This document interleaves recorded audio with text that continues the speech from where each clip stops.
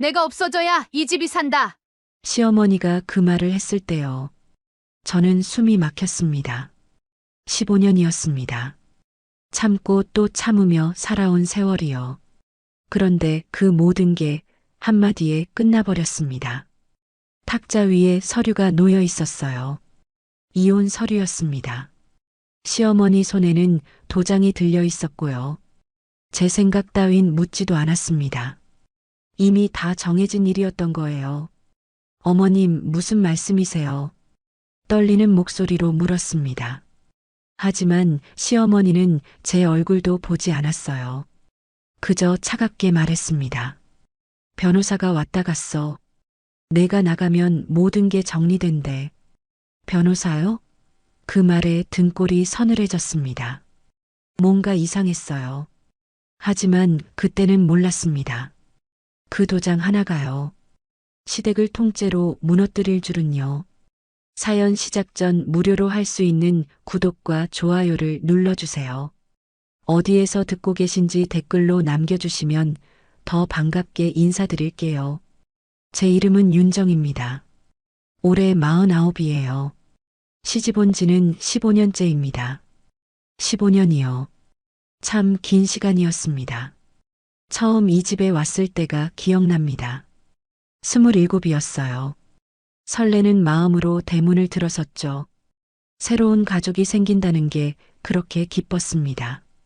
시어머니께서 웃으며 손을 잡아주셨어요. 그때는 몰랐습니다. 그 미소 뒤에 차가운 벽이 있다는 걸요. 결혼 첫날 밤이었습니다. 시어머니가 제 손을 꼭 잡으시더니 말씀하셨어요. 윤정아, 우리 집안은 체면이 생명이야. 알겠지? 저는 고개를 끄덕였습니다. 네, 어머님. 잘하겠습니다. 그렇게 대답했어요. 하지만 잘한다는 게 뭔지 그땐 몰랐습니다. 아침 6시에 일어나 밥을 해야 했고요. 시어머니 드실 물은 미지근하게 데워야 했습니다. 설거지는 소리나지 않게 해야 했고요. 빨래는 손빨래로 했습니다. 세탁기 돌아가는 소리가 시끄럽다고 하셨거든요. 처음 1년은 그래도 괜찮았습니다. 새댁이니까요. 다들 그렇게 사는 거라고 생각했어요. 제 어머니도 그러셨다고 들었고요. 참으면 된다고, 시간이 지나면 나아진다고 믿었습니다. 하지만 2년이 지나고 3년이 지나도 달라지는 건 없었어요. 오히려 더 심해졌습니다. 시어머니는 제가 하는 모든 일에 트집을 잡으셨어요. 밥이 너무 되다, 국이 짜다, 빨래가 뻣뻣하다. 매일 같은 말을 들었습니다. 그래도 참았어요. 제가 더 잘하면 된다고 생각했습니다. 아침을 더 일찍 일어나 준비했고요. 반찬도 7가지, 8가지씩 만들었습니다. 시어머니 좋아하시는 나물도 매일 무쳤어요. 손이 닳도록 일했습니다. 하지만 시어머니는 한 번도 잘했다고 하지 않으셨어요. 대신 이렇게 말씀하셨죠. 윤정아, 내가 해야 할 일을 한 건데 뭘 칭찬받으려고 그래. 그 말에 가슴이 찢어지는 것 같았습니다. 하지만 참았어요. 며느리니까요. 결혼 5년째 되던 해였습니다. 남편이 사업을 시작했어요. 작은 무역회사였습니다. 처음엔 힘들었지만 남편이 악착같이 일했어요. 저도 도왔습니다. 서류 정리하고 전화 받고 심부름도 다녔습니다. 회사가 조금씩 커지기 시작했어요. 3년 뒤엔 직원도 10명이 넘었습니다. 시어머니는 자랑스럽다며 친척들에게 전화를 돌렸어요. 우리 아들이 성공했다고요. 하지만 제 이름은 한 번도 나오지 않았습니다. 남편에게 물었어요. 여보, 우리 잘 되고 있는 거 맞죠? 남편은 피곤한 얼굴로 고개만 끄덕였습니다. 그리고 돌아 누웠어요. 대화는 거기서 끝이었습니다. 회사가 안정되면서 남편은 더 바빠졌습니다. 아침 일찍 나가서 밤늦게 들어왔어요. 주말에도 일했습니다. 저는 집에서 기다렸어요. 혼자서요. 시어머니는 그런 저를 보며 말씀하셨습니다. 윤정아, 남편이 바쁜 건 잘 되고 있다는 증거야. 내가 뭘 안다고 투정이야. 투정이 아니었어요. 그저 외로웠을 뿐입니다. 어느 날이었습니다. 친구 결혼식에 갈 일이 있었어요. 오랜만에 옷이라도 하나 사려고 했습니다. 시어머니께 말씀드렸죠. 어머님, 친구 결혼식 가는데 옷 좀 사도 될까요? 시어머니는 눈을 크게 뜨셨습니다. 그러더니 차갑게 말씀하셨어요. 옷은 또 왜 사? 입을 옷이 장롱에 가득한데. 우리 집안 체면 생각 안 해? 돈 함부로 쓰지 마. 장롱에 있던 옷들은 다 10년 전 옷이었습니다. 낡고 색도 바랬어요.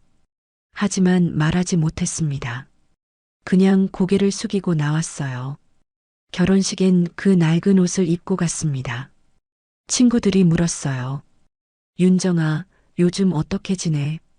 행복해? 저는 웃으며 대답했습니다. 응, 잘 지내. 거짓말이었어요. 집으로 돌아오는 길이었습니다. 버스 안에서 창밖을 보는데 눈물이 났어요. 왜 우는지 저도 몰랐습니다.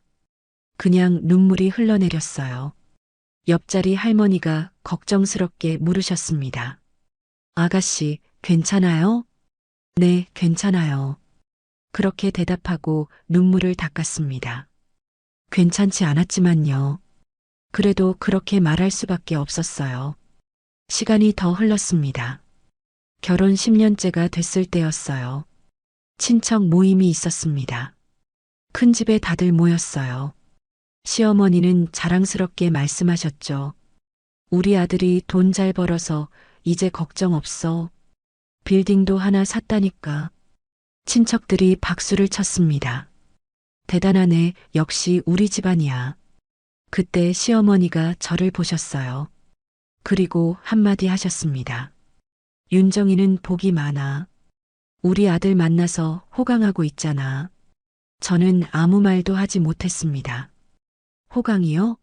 언제 호강을 했나요? 하루도 편한 날이 없었는데요. 하지만 입을 다물었습니다. 시댁 체면 때문이었어요. 남편은 그 자리에서 웃고만 있었습니다. 제 편을 들어주지 않았어요. 아니, 들어줄 생각조차 없는 것 같았습니다. 저는 그날 밤 혼자 울었어요. 이불을 뒤집어 쓰고 소리 없이 울었습니다. 남편이 들어왔을 때였어요. 여보, 오늘 어머니 말씀 너무했어요. 저는 호강한 적 없어요. 그렇게 말했습니다. 남편은 짜증스럽게 대답했어요. 또 시작이야? 어머니 기분 좋으시라고 한 말인데 왜 그래? 넌 맨날 불평만 하네. 가슴이 무너져 내렸습니다. 이 사람은 제 편이 아니구나. 그걸 깨달았어요. 남편은 그날 밤 거실에서 잤습니다. 저는 침대에 누워 천장만 바라봤어요. 15년이 흘러도 저는 여전히 남이었습니다. 그 뒤로 남편과의 대화는 더 줄어들었어요. 아침에 밥 먹을 때도 저녁에 마주쳐도 말이 없었습니다. 그저 각자의 시간을 살았어요. 한 집에 살지만 우리는 남남이었습니다. 시어머니는 그런 우리를 보며 이렇게 말씀하셨어요. 부부가 원래 그런 거야. 정 떨어지면 정만 남는 법이지. 넌 너무 많은 걸 바라. 저는 많은 걸 바란 게 아니었어요. 그저 따뜻한 말 한마디면 됐습니다. 어느 날 저녁이었습니다. 시어머니가 친구분들을 집으로 초대하셨어요. 저는 아침부터 음식을 준비했습니다. 갈비찜, 잡채, 전, 나물, 탕. 10가지가 넘는 음식을 만들었어요. 손이 부르트도록 일했습니다. 친구분들이 오셨습니다. 시어머니는 자랑스럽게 말씀하셨어요. 우리 며느리가 요리를 잘해서 말이야. 하지만 저를 보며 웃지는 않으셨습니다. 그저 음식만 가리키셨어요. 친구분들이 맛있다고 칭찬하셨습니다. 며느리 복 많으시네요. 그 말에 시어머니는 이렇게 대답하셨어요. 뭐, 그럭저럭 쓸만은 해. 며느리 노릇은 제대로 해야지. 그 말에 눈물이 핑 돌았습니다. 하지만 참았어요. 부엌으로 돌아가 설거지를 했습니다. 찬물에 손을 담그니까 조금 정신이 들었어요. 그래, 참자. 조금만 더 참자. 스스로에게 말했습니다. 그날 밤 시어머니가 부르셨어요. 윤정아, 잠깐 와봐. 저는 방으로 갔습니다. 시어머니는 침대에 앉아 계셨어요. 그리고 말씀하셨습니다. 오늘 친구들 앞에서 칭찬 좀 했으니까 기분 좋지? 내가 잘해서가 아니라 우리 집안 체면 때문에 그런 거야. 착각하지 마. 가슴이 철렁 내려앉았습니다. 칭찬이 아니었어요. 그저 체면을 지키려고 한 말이었던 겁니다. 저는 고개를 숙이고 방을 나왔어요. 복도를 걸어가는데 다리에 힘이 풀렸습니다. 화장실에 들어가 거울을 봤어요. 거울 속 제 얼굴은 낯설었습니다.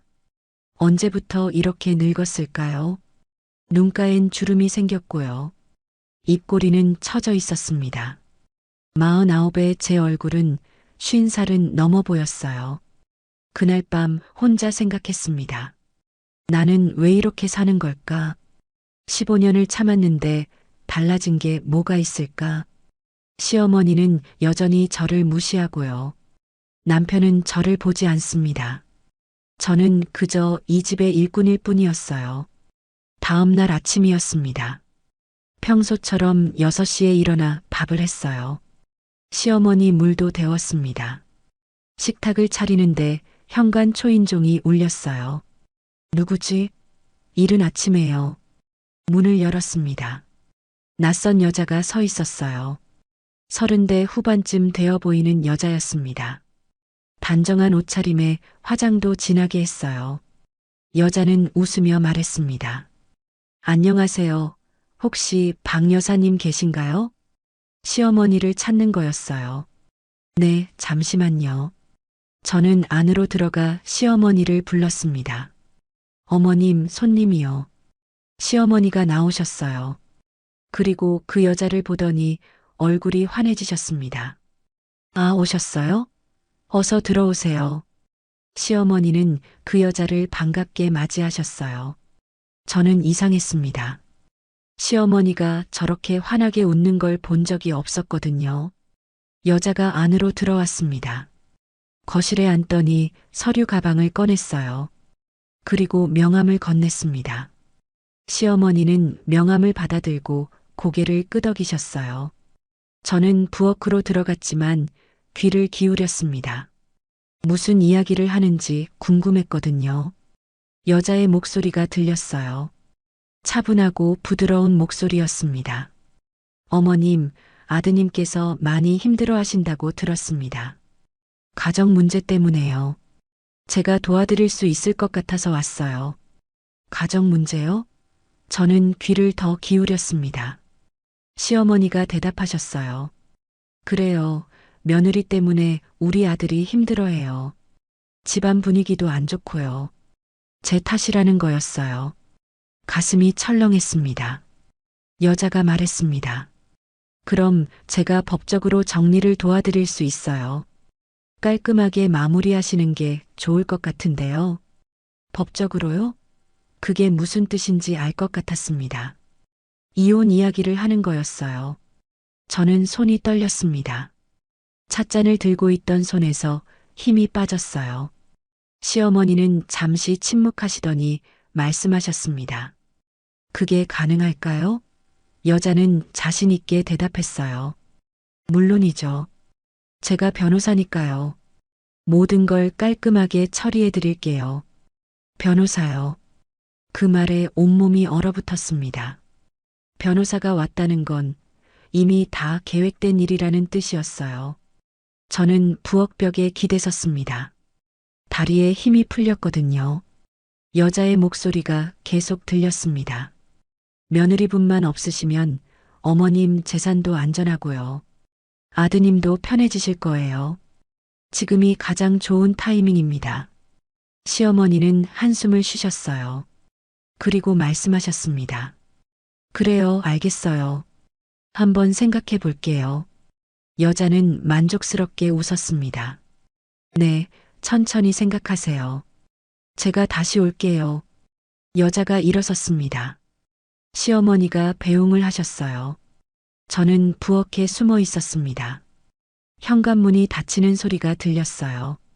시어머니가 거실로 돌아오셨습니다. 저는 떨리는 손으로 물컵을 들고 나갔어요. 시어머니는 소파에 앉아 명함을 들여다보고 계셨습니다. 저는 조심스럽게 물었습니다. 어머님, 방금 그분은 누구세요? 시어머니는 고개를 들지 않으셨어요. 그냥 차갑게 말씀하셨습니다. 내가 알 바 아니야. 내 일이나 신경 써. 그리고 방으로 들어가 버리셨어요. 저는 거실에 혼자 남았습니다. 명함이 탁자 위에 놓여 있었어요. 몰래 봤습니다. 이지원 변호사. 그렇게 적혀 있었습니다. 변호사요. 가슴이 두근거렸어요. 아니, 두려웠습니다. 뭔가 심상치 않은 일이 일어나고 있었어요. 하지만 어떻게 해야 할지 몰랐습니다. 그날 저녁 남편이 늦게 들어왔어요. 술 냄새가 났습니다. 저는 조심스럽게 물었습니다. 여보, 오늘 변호사라는 분이 집에 왔었어요. 혹시 무슨 일 있어요? 남편은 짜증스럽게 대답했어요. 그런 거 신경 쓰지 말고 내일이나 해. 그리고 방으로 들어가 버렸습니다. 문이 쾅 닫혔어요. 저는 거실에 혼자 앉아 있었습니다. 텔레비전은 켜져 있었지만 무슨 내용인지 하나도 들리지 않았어요. 머릿속이 복잡했습니다. 변호사가 왔다는 것, 시어머니가 환하게 웃으며 맞이했다는 것, 며느리만 없으면 된다던 그 말, 모든 게 이상했어요. 뭔가 큰일이 벌어지려는 것 같았습니다. 하지만 어떻게 해야 할지 몰랐어요. 누구에게 말할 수도 없었습니다. 친구들에게 말하면 창피했고요. 친정어머니는 이미 돌아가셨습니다. 저는 혼자였어요. 그날 밤 잠을 이루지 못했습니다. 천장만 바라보며 생각했어요. 15년을 이렇게 살았는데 끝이 이렇게 올까요? 눈물이 흘러내렸습니다. 소리 없이 울었어요. 새벽이 되어서야 겨우 잠이 들었습니다. 꿈을 꿨어요. 낯선 여자가 웃으며 서류를 내밀었습니다. 시어머니가 도장을 찍었어요. 저는 비명을 지르며 깼습니다. 식은땀이 흘렀어요. 가슴이 두근거렸습니다. 불길한 꿈이었어요. 하지만 그게 현실이 될 줄은 그땐 몰랐습니다. 그 여자가 다시 온 건 일주일 뒤였습니다. 그날도 이른 아침이었어요. 저는 부엌에서 설거지를 하고 있었습니다. 초인종이 울렸어요. 가슴이 철렁했습니다. 혹시 그 여자가 아닐까 싶었거든요. 문을 열었습니다. 역시나였어요. 지난번 그 여자였습니다. 이번엔 더 단정한 옷을 입고 있었어요. 회색 정장에 하얀 블라우스였습니다. 손에는 서류 가방을 들고 있었고요. 안녕하세요. 지난번에 뵀던 이지원 변호사입니다. 여자는 환하게 웃으며 말했어요. 박 여사님 계신가요? 저는 떨리는 목소리로 대답했습니다. 네, 계세요. 잠시만요. 안으로 들어가 시어머니를 불렀어요. 어머님, 지난번 그분이 또 오셨어요. 시어머니는 화장을 고치고 계셨습니다. 그러더니 거울을 보며 말씀하셨어요. 그래, 어서 모셔와. 그리고 윤정아, 너는 부엌에 있어. 나올 생각하지 말고. 네. 저는 고개를 숙였습니다. 시어머니는 거실로 나가셨어요.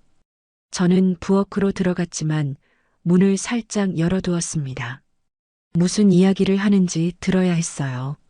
어서 오세요, 이 변호사님. 시어머니 목소리가 들렸습니다. 평소와 달리 부드러웠어요.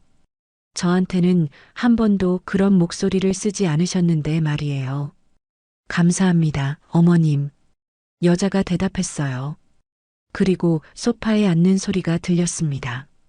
서류 가방을 여는 소리도 났고요. 잠시 침묵이 흘렀습니다. 저는 숨을 죽이고 귀를 기울였어요. 가슴이 두근거렸습니다. 어머님, 지난번에 말씀드린 거 생각해 보셨어요? 여자가 조심스럽게 물었습니다. 시어머니가 한숨을 쉬셨어요. 생각을 많이 했어요. 근데 이게 정말 괜찮을까요? 물론이죠. 여자의 목소리가 더 자신감 있게 바뀌었어요. 어머님, 지금 상황을 보세요. 며느리분 때문에 아드님이 얼마나 힘들어 하세요. 집안 분위기도 안 좋고요. 저 때문이라니요. 가슴이 찢어지는 것 같았습니다. 제가 뭘 잘못했다는 거죠? 15년을 참고 살았는데요. 그게 그렇긴 한데요. 시어머니가 망설이셨어요. 그래도 15년을 같이 살았는데 이렇게 내보내는 게 맞나 싶어서요. 어머님, 여자의 목소리가 더 낮아졌습니다. 15년이 아깝다고요? 그럼 앞으로 15년을 더 이렇게 사실 건가요? 어머님 재산은요? 아드님 회사는요? 재산이요? 저는 더 귀를 기울였습니다. 네, 어머님. 여자가 설명하기 시작했어요. 지금 며느리분 명의로 된 재산이 꽤 있으시잖아요. 가게도 그렇고요. 혹시 나중에 이혼하면 재산 분할 때문에 골치 아프실 거예요. 시어머니가 놀라신 것 같았습니다. 정말요? 그럼 우리 재산을 반으로 나눠줘야 한다는 거예요? 그럴 수도 있죠. 여자가 말했습니다. 하지만 지금 제가 도와드리면 깔끔하게 정리할 수 있어요. 며느리분이 아무것도 모르게요. 저는 손으로 입을 막았습니다. 비명이 나올 것 같았거든요. 제 명의로 된 재산이 있다는 걸 그제야 알았어요. 시어머니가 제 이름을 빌려 쓰신 거였습니다. 그게 가능해요? 시어머니가 물으셨어요. 목소리에 기대감이 섞여 있었습니다. 물론이죠. 제가 변호사니까요. 여자가 자신 있게 대답했어요. 서류만 준비해 주시면 제가 다 처리해 드릴게요. 며느리분 서명이랑 도장만 있으면 돼요. 근데 윤정이가 도장을 찍어줄까요? 시어머니가 걱정스럽게 물으셨습니다. 여자가 웃었어요. 낮게, 차갑게 웃었습니다. 어머님께서 찍으시면 되죠. 며느리분 도장은 어머님이 갖고 계시잖아요. 순간 머릿속이 하얘졌습니다. 제 도장을 시어머니가 갖고 계셨어요. 결혼할 때 맡겼던 겁니다. 통장이랑 도장을 시어머니가 관리하신다고 하셔서요. 믿고 드렸습니다. 그게 괜찮을까요? 시어머니가 다시 물으셨어요. 불법 아닌가요? 여자가 부드럽게 말했습니다. 어머님, 가족끼리 무슨 불법이에요. 며느리분도 나중에 이해하실 거예요. 오히려 깔끔하게 정리되는 게 서로한테 좋은 거죠. 시어머니가 침묵하셨습니다. 긴 침묵이었어요. 저는 가슴이 터질 것만 같았습니다. 제발, 제발 안 된다고 하세요. 속으로 빌었어요. 그럼요. 시어머니가 드디어 입을 여셨습니다. 그렇게 하죠. 우리 집안 체면도 지키고 재산도 지켜야죠. 윤정이한테는 나중에 적당히 얘기하면 되겠네요. 가슴에 칼이 꽂히는 것 같았습니다. 시어머니가 저를 버리신 거예요. 15년을 함께 살았는데 체면과 재산 때문에 저를 내치는 거였습니다. 잘 결정하셨어요, 어머님. 여자가 만족스럽게 말했어요. 그럼 서류 여기 있으니까 지금 바로 처리하실래요? 지금이요? 시어머니가 놀라셨습니다. 네, 빠를수록 좋아요. 여자가 재촉했어요. 며느리분이 눈치채기 전에 끝내는 게 좋죠. 시어머니가 잠시 망설이시는 것 같았어요. 하지만 곧 결정하셨습니다. 알겠어요. 그럼 지금 하죠. 서류 넘기는 소리가 들렸습니다. 여자가 설명하는 목소리도 들렸어요. 여기랑 여기에 도장 찍으시면 돼요. 날짜는 제가 적어놨고요. 저는 부엌 바닥에 주저앉았습니다. 다리에 힘이 풀렸어요. 지금 이 순간 제 인생이 무너지고 있었습니다. 도장 찍는 소리가 들렸어요. 톡, 톡. 2번이었습니다. 끝났어요. 시어머니가 제 이름으로 도장을 찍으신 거였습니다. 제 허락도 없이요. 다 됐어요, 어머님. 여자가 밝게 말했어요. 이제 며느리분만 집에서 나가시면 모든 게 정리돼요. 재산도 안전하고 아드님도 편해지실 거예요. 고맙습니다. 이 변호사님. 시어머니 목소리였어요. 우리 집안을 위해 애써주셔서요. 당연한 일하는 거죠. 여자가 웃었습니다. 그럼 며칠 안에 다시 연락드릴게요. 이혼 서류 나오는 대로요. 네, 알겠습니다. 시어머니가 대답하셨어요. 그리고 여자를 배웅하러 일어나셨습니다. 저는 황급히 부엌 깊숙이 들어갔어요. 싱크대에 몸을 숨겼습니다. 현관문 열리는 소리가 들렸어요. 그리고 닫히는 소리가 났습니다. 시어머니가 거실로 돌아오셨습니다. 한숨을 크게 쉬시는 소리가 들렸어요. 그리고 중얼거리셨습니다. 이게 다 우리 집안을 위한 거야. 체면을 지켜야지. 저는 싱크대에 기댄 채 눈물을 흘렸습니다. 소리 없이 울었어요. 손으로 입을 막고 울었습니다. 15년이 이렇게 끝나는 거였어요. 한참을 그렇게 있다가 일어났습니다. 눈물을 닦고 거실로 나갔어요. 시어머니는 소파에 앉아 텔레비전을 보고 계셨습니다. 아무 일도 없었다는 듯이요. 어머님, 저는 떨리는 목소리로 말했습니다. 아까 그분은 무슨 일로 오신 거예요? 시어머니는 고개도 돌리지 않으셨어요. 내가 알 바 아니야. 그냥 집안일 때문에 온 거야. 신경 쓰지 마. 하지만 변호사라고 하셨잖아요. 저는 다시 물었습니다. 혹시 무슨 문제라도 있나요? 시어머니가 그제야 저를 보셨어요. 날카로운 눈빛이었습니다. 윤정아, 내가 왜 그렇게 캐묻는 거야? 집안일에 참견하지 말고 내 할 일이나 해. 빨래나 하러 가. 저는 더 이상 물을 수 없었습니다. 고개를 숙이고 빨래방으로 갔어요. 빨래를 개면서 눈물이 또 흘렀습니다. 손이 떨려서 빨래를 제대로 개지도 못했어요. 저녁이 됐습니다. 남편이 들어왔어요. 시어머니가 남편을 부르셨습니다. 아들아, 엄마 방으로 좀 와봐.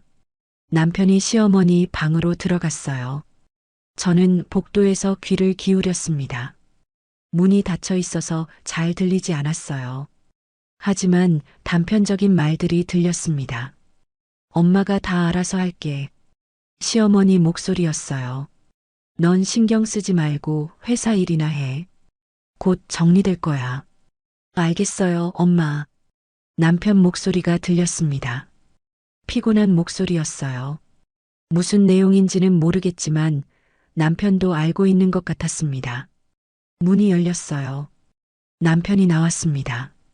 저는 황급히 부엌으로 들어갔어요. 저녁 준비하는 척 했습니다. 남편이 거실로 갔습니다. 소파에 앉아 텔레비전을 켰어요.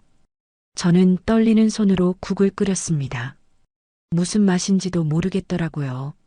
저녁을 차렸습니다. 시어머니와 남편이 식탁에 앉으셨어요. 저도 앉았습니다. 하지만 밥이 넘어가지 않았어요. 맛없네. 시어머니가 숟가락을 놓으셨습니다. 국이 왜 이렇게 싱거워? 제대로 하는 게 하나도 없네. 저는 고개를 숙였습니다. 눈물이 또 나올 것 같았지만 참았어요. 남편은 아무 말도 하지 않았습니다. 그냥 밥만 먹었어요. 식사는 침묵 속에서 끝났습니다. 설거지를 하는데 시어머니가 부엌으로 오셨습니다. 제 옆에 서서 낮게 말씀하셨어요. 윤정아, 너 요즘 이상하더라. 무슨 생각하는 거야? 아무 생각 없어요. 저는 대답했습니다. 설거지만 하고 있었어요. 그래. 시어머니가 말씀하셨어요.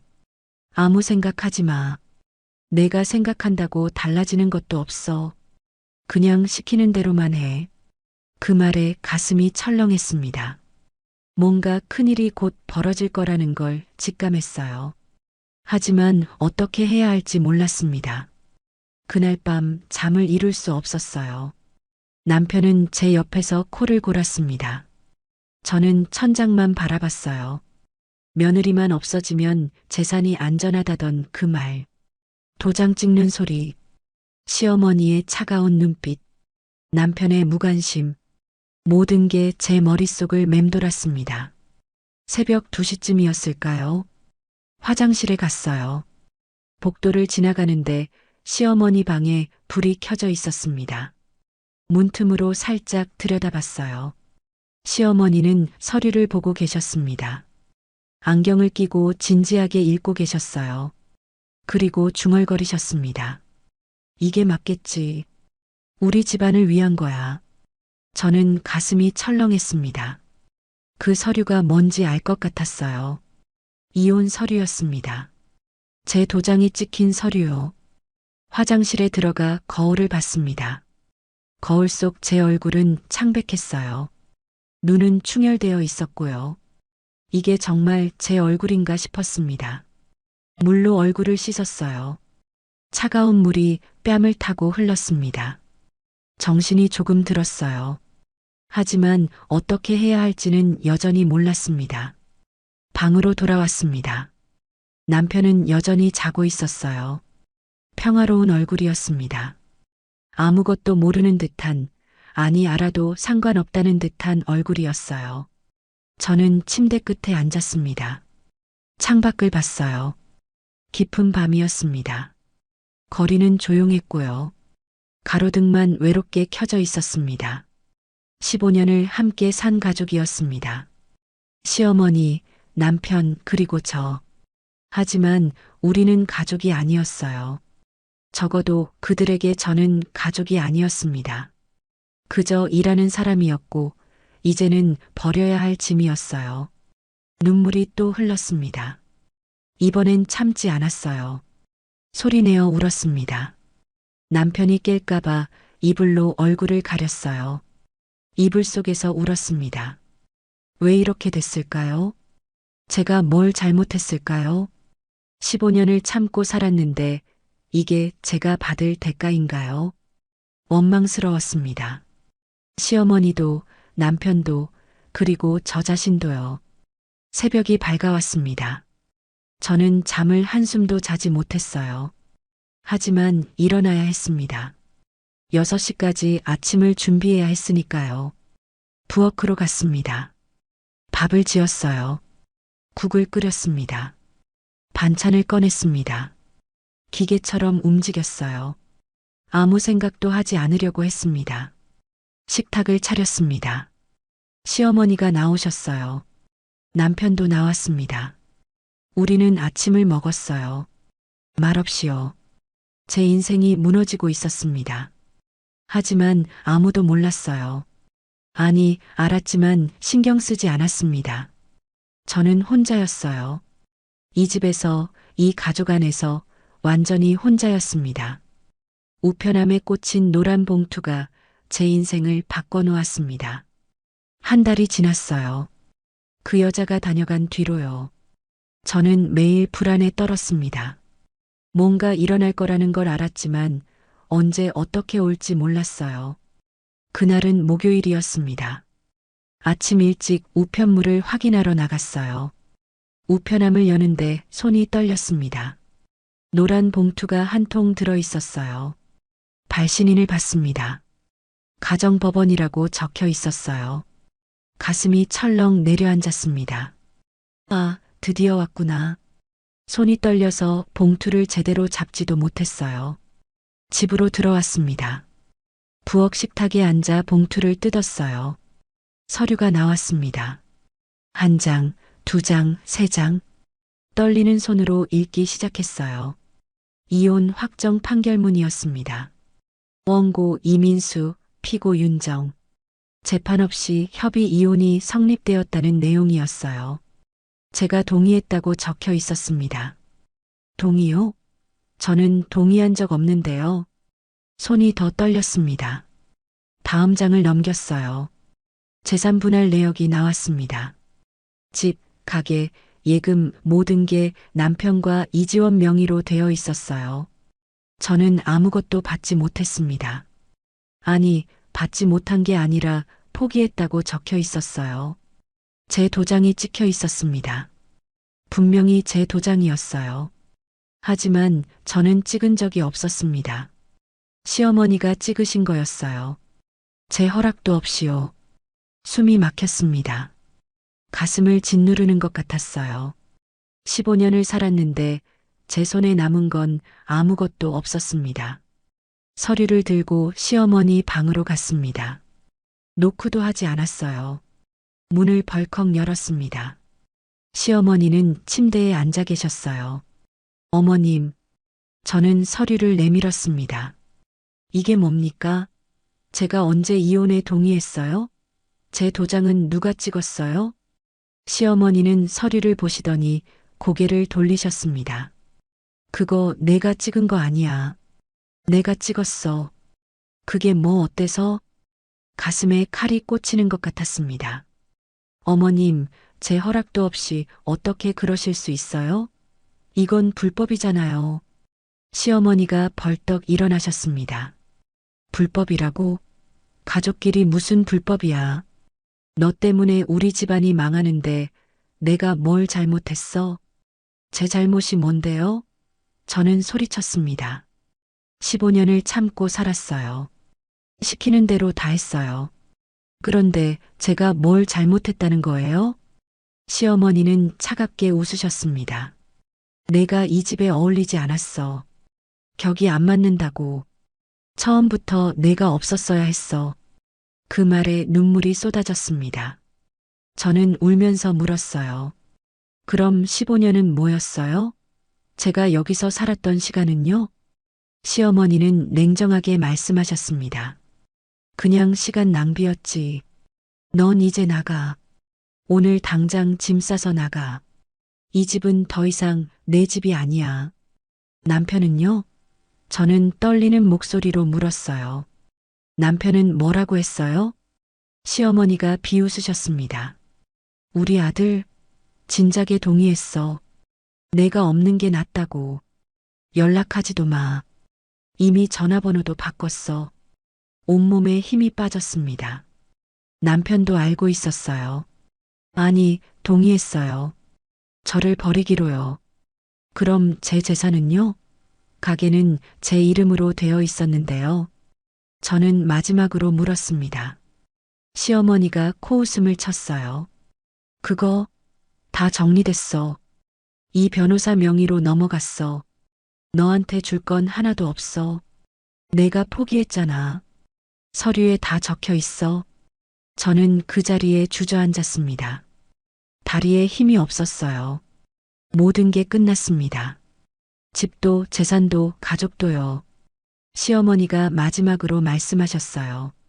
윤정아, 내가 없어져야 이 집이 산다. 오늘 안에 나가. 더 있으면 경찰 부를 거야. 저는 일어났습니다. 비틀거리며 방으로 갔어요. 옷장을 열었습니다. 제 옷들이 걸려 있었어요. 15년 동안 모은 옷들이요. 캐리어를 꺼냈습니다.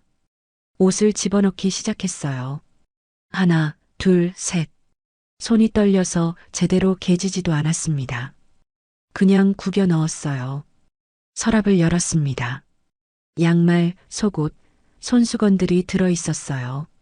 다 집어넣었습니다. 화장대 위에 있던 화장품도요. 제 물건은 많지 않았어요. 캐리어가 금방 찼습니다. 지퍼를 잠그는데 눈물이 떨어졌어요. 캐리어 위에 똑똑 떨어졌습니다.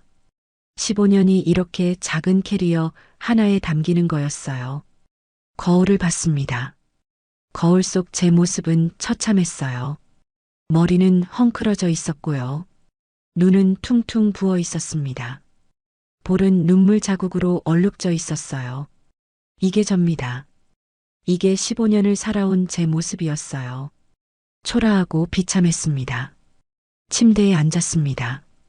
마지막으로 이 방을 둘러봤어요. 15년을 잤던 침대였습니다. 벽에는 달력이 걸려 있었어요. 옷장 모서리는 닳아 있었고요. 이 모든 게 이제 제 것이 아니었습니다. 다른 사람 집이었어요. 저는 그냥 지나가던 사람이었습니다. 일어났습니다. 캐리어를 끌고 나왔어요.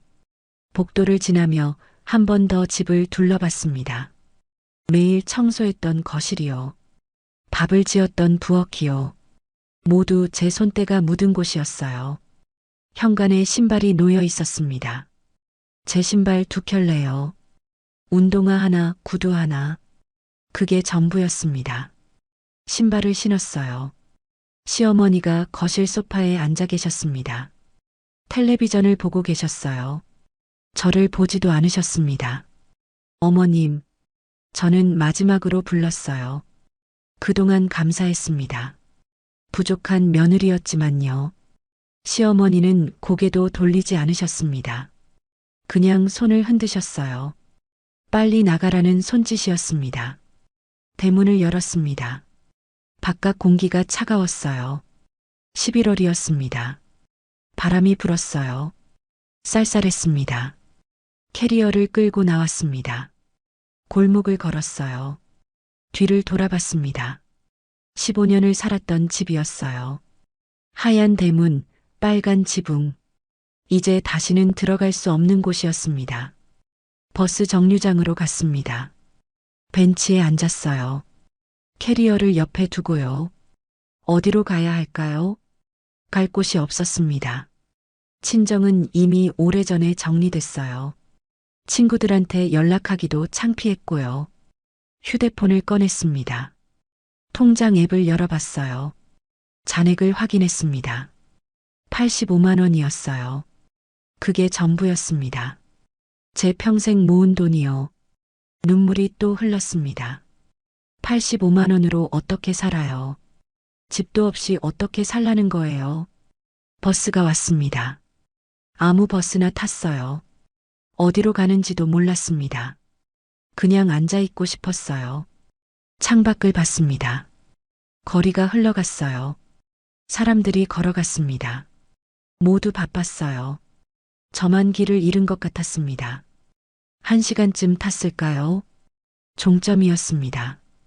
더 이상 갈 곳이 없었어요. 내렸습니다. 낯선 동네였습니다. 걸었습니다. 캐리어를 끌며 걸었어요. 다리가 아팠지만 계속 걸었습니다. 멈추면 무너질 것 같았거든요. 부동산이 보였습니다. 들어갔어요. 젊은 남자가 앉아 있었습니다.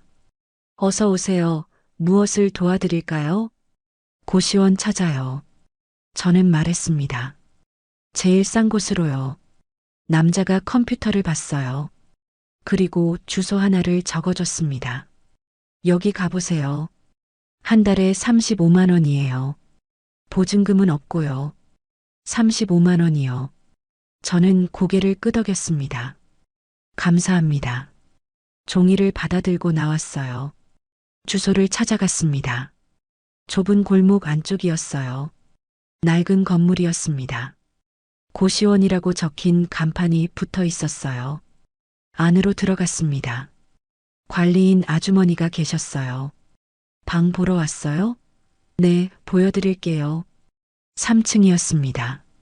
복도가 좁았어요. 방문을 열었습니다. 작았습니다. 정말 작았어요. 침대 하나, 책상 하나. 그게 전부였습니다. 이게 제 집이 될 거였어요. 15년을 살았던 집에서 이런 곳으로요. 눈물이 또 났지만 참았습니다. 여기로 할게요. 저는 말했습니다. 아주머니가 고개를 끄덕였어요. 그럼 계약하시죠. 돈을 냈습니다. 35만 원이요. 통장에 50만 원이 남았습니다. 이걸로 한 달을 버텨야 했어요. 짐을 풀었습니다. 캐리어를 열어 옷을 꺼냈어요. 벽에 걸었습니다. 좁은 공간이 금방 찼어요. 침대에 앉았습니다. 창문을 봤어요. 밖에는 다른 건물 벽이 보였습니다. 하늘은 보이지 않았어요. 저는 이제 혼자였습니다. 완전히 혼자였어요. 가족도, 집도, 재산도 없었습니다. 49살에 빈손으로 쫓겨난 여자였어요. 울었습니다. 소리내어 울었어요. 이제 아무도 없으니까요. 눈치 볼 사람도 없었습니다. 마음껏 울었어요. 한참을 울고 나니까 조금 나아졌습니다. 눈물이 마르자 정신이 들었어요. 이러고 있을 수는 없었습니다. 살아야 했으니까요. 휴대폰을 꺼냈습니다. 인터넷을 켰어요. 일자리를 검색했습니다. 편의점, 식당, 청소, 뭐라도 해야 했어요. 내일부터 찾아다니기로 했습니다. 일을 구하고 돈을 벌고 다시 살아야 했어요. 이렇게 주저앉을 수는 없었습니다. 창밖을 다시 봤습니다. 해가 지고 있었어요. 어둠이 내렸습니다. 길고 긴 밤이 시작됐어요. 하지만 저는 알았습니다. 밤이 지나면 아침이 온다는 걸요. 아무리 어두워도 언젠가는 해가 뜬다는 걸요. 저는 살아야 했습니다. 그들에게 지지 않으려면요. 시어머니에게도 남편에게도 그 여자에게도요. 저는 다시 일어날 거였어요. 그날 밤 저는 다짐했습니다. 꼭 다시 일어서겠다고요. 이게 끝이 아니라고요. 아직 제 인생은 끝나지 않았다고요. 편의점 야간 근무 3개월째였습니다. 고시원을 나온 지 석 달이 흘렀어요. 매일 밤 11시부터 아침 7시까지 일했습니다. 잠은 낮에 잤어요. 하루 8시간, 한 달에 180만 원을 받았습니다. 처음 일주일은 정말 힘들었어요. 서 있는 것만으로도 다리가 부었습니다. 손님들은 밤새 드나들었고요. 취객들도 많았어요. 욕을 하는 사람도 있었습니다. 하지만 참았어요. 돈을 벌어야 했으니까요. 먹고 살아야 했으니까요. 한 달이 지나자 조금 익숙해졌습니다. 진열하는 법도 알게 됐고요. 손님 응대도 할 만했어요. 점장님은 일 잘한다며 칭찬해 주셨습니다. 처음으로 받는 칭찬이었어요.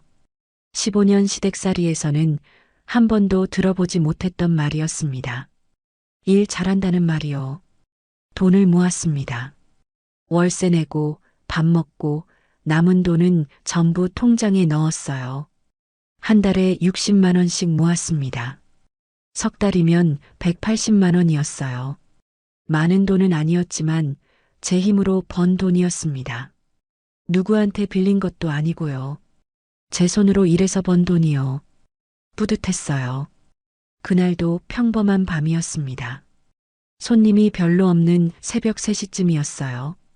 청소를 하고 있었습니다. 그때 문이 열렸어요. 중년 여자 2명이 들어왔습니다. 40대 후반쯤 되어 보였어요. 술을 마신 것 같았습니다. 비틀거리며 걸었거든요. 라면 2개 끓여줘요. 한 여자가 말했어요. 저는 고개를 끄덕이고 라면을 끓이기 시작했습니다. 두 여자는 테이블에 앉았어요. 큰 목소리로 이야기를 나눴습니다. 저는 라면을 끓이면서 귀를 기울이지 않으려 했어요. 하지만 들렸습니다. 근데 있잖아. 한 여자가 말했어요.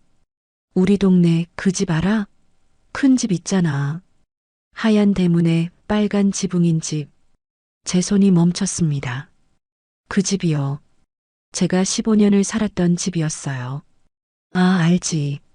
다른 여자가 대답했어요. 박여사네 집? 거기 요즘 난리래. 난리요? 첫 번째 여자가 물었어요. 무슨 일인데? 재산 다 넘어갔대. 두 번째 여자가 말했어요. 며느리 쫓아내고 나서 얼마 안 됐는데 집이랑 건물이 다 이지원이란 여자 명의로 넘어갔대. 제 손이 떨렸습니다. 라면 국물이 흘러넘칠 뻔했어요. 얼른 불을 줄였습니다. 헐, 진짜? 첫 번째 여자가 놀라며 말했어요. 근데 그 이지원이 누군데? 아들 회사 직원이래. 근데 알고 보니까 사기꾼이래. 변호사도 아니고 위조 자격증으로 박여사 속였대. 가슴이 두근거렸습니다. 상간녀가 사기꾼이라는 걸 알게 된 거예요. 저는 귀를 더 기울였습니다. 세상에, 첫 번째 여자가 혀를 찼어요. 그럼 박 여사는 알아? 이제 알았겠지. 두 번째 여자가 말했어요. 세금 고지서가 날아왔는데 건물이 다 넘어갔더래. 회사 돈도 빠져나갔대. 아들은 연락 두절이고. 아이고, 그럼 어떡해. 첫 번째 여자가 안타까워했어요. 며느리는 쫓아냈는데 재산은 다 날린 거네. 그러게 말이야. 두 번째 여자가 말했어요. 체면 지킨다고 며느리 내쫓더니 결국 이 꼴이래. 자업자득이지 뭐. 라면이 다 끓었습니다. 저는 떨리는 손으로 그릇에 담았어요. 테이블로 가져갔습니다. 여기요. 제 목소리가 떨렸습니다. 두 여자는 감사하다며 라면을 받았어요. 저는 카운터로 돌아왔습니다. 두 여자는 계속 이야기를 나눴어요. 박 여사가 요즘 집에만 틀어박혀 있대요. 누구 만나기도 창피하고요. 체면이 목숨인 사람이 얼마나 괴로울까요?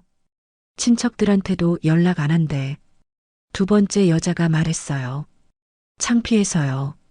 며느리 쫓아낸 거 자랑했는데 이제 다 잃었으니까요. 참 어이없네. 첫 번째 여자가 한숨을 쉬었어요. 착한 며느리 하나 잘못 만나서 그런 것도 아니고 스스로 쫓아냈잖아. 맞아. 두 번째 여자가 고개를 끄덕였어요. 그 며느리 참 좋은 사람이었는데 15년을 고생만 하다 쫓겨났잖아. 지금은 어디 있는지도 모르겠대. 저였습니다. 제 이야기였어요. 저는 가슴을 눌렀습니다. 울음이 나올 것 같았거든요. 두 여자는 라면을 다 먹고 나갔어요. 문이 닫혔습니다. 저는 테이블로 가서 그릇을 치웠습니다. 손이 계속 떨렸어요. 싱크대에 그릇을 놓고 물을 틀었습니다. 차가운 물이 손을 적셨어요. 그때야 정신이 조금 들었습니다. 시댁이 무너지고 있었어요. 제가 쫓겨난 지 석 달 만에요. 건물도 회사도 모든 게 상간녀에게 넘어갔습니다. 시어머니는 뒤늦게 알았겠죠. 자신이 얼마나 큰 실수를 했는지요. 복잡한 감정이 밀려왔습니다. 안타까웠어요. 15년을 함께 산 가족이었으니까요. 하지만 동시에 냉정해졌습니다. 이건 자업자득이었으니까요. 시어머니는 체면만 생각하셨어요. 며느리는 안중에도 없었습니다. 저를 쫓아내면 모든 게 해결될 줄 아셨겠죠. 하지만 아니었어요. 제가 나가자 집은 무너졌습니다. 상간녀는 계획적으로 접근했어요. 변호사라고 속이고 시어머니를 이용했습니다. 재산을 다 빼앗고 도망갔겠죠. 남편은 어디 있을까요? 연락 두절이라고 했어요. 아마 도망갔겠죠. 책임지기 싫어서요. 원래 그런 사람이었으니까요. 저는 카운터에 앉았습니다. 창밖을 봤어요. 새벽이었습니다. 거리는 조용했고요. 가로등만 외롭게 켜져 있었어요. 옛날 같았으면 달려갔을 거예요. 시댁으로요. 어머님 괜찮으세요? 제가 도와드릴게요. 그렇게 말했을 거예요. 하지만 이젠 아니었습니다. 저는 쫓겨난 사람이었어요. 더 이상 가족이 아니었습니다. 제가 도와줄 이유도 의무도 없었어요. 게다가 도와준다고 해도 달라질 게 없었습니다. 재산은 이미 넘어갔어요. 되돌릴 수도 없었고요. 시어머니는 스스로 선택하셨습니다. 그 결과를 받는 거예요. 손님이 또 들어왔습니다. 젊은 남자였어요. 담배 한 갑 주세요. 저는 담배를 건넸습니다. 계산을 하고 영수증을 줬어요. 일상은 계속됐습니다. 손님이 오고 가고요. 물건을 팔고 계산을 받고요. 청소를 하고 진열을 하고요. 저는 살아가고 있었어요. 시댁 없이도요. 남편 없이도요. 혼자서도 충분히 살 수 있었습니다. 새벽 5시가 됐습니다. 하늘이 조금씩 밝아왔어요. 일출 전이었습니다. 제일 어두운 시간이죠. 저는 걸레를 들고 바닥을 닦기 시작했어요. 무릎을 꿇고 한 칸 한 칸 닦았습니다. 정성스럽게요. 15년 전 같았으면 이 일이 비참하게 느껴졌을 거예요. 며느리로 살다가 편의점 알바가 됐으니까요.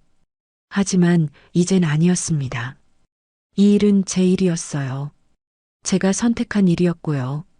제 힘으로 돈을 버는 일이었습니다. 누구한테 무시당하지 않았어요. 누구한테 한 소리 듣지 않았고요. 점장님은 일 잘한다고 칭찬해 주셨습니다. 손님들도 친절하다고 고마워했어요. 저는 인정받고 있었습니다. 바닥 청소를 끝냈습니다. 일어서서 허리를 폈어요. 창밖을 봤습니다. 해가 떠오르고 있었어요. 붉은 해가 하늘을 물들이고 있었습니다. 새로운 하루였어요. 저는 살아 있었습니다. 쫓겨났지만 무너지지 않았어요. 빈손이었지만 다시 시작했습니다. 시댁은 무너지고 있었어요. 하지만 저는 일어서고 있었습니다. 이상한 일이었죠. 모든 걸 잃었는데 오히려 자유로웠어요. 근무가 끝났습니다. 아침 7시였어요. 다음 근무자가 왔습니다. 저는 인사하고 나왔어요. 고시원으로 걸어갔습니다. 아침 공기가 차갑고 상쾌했어요. 출근하는 사람들과 스쳤습니다. 모두 바빴어요. 저도 그들 중 하나였습니다. 일하는 사람이요. 스스로 돈을 버는 사람이요. 누구한테도 기대지 않는 사람이요.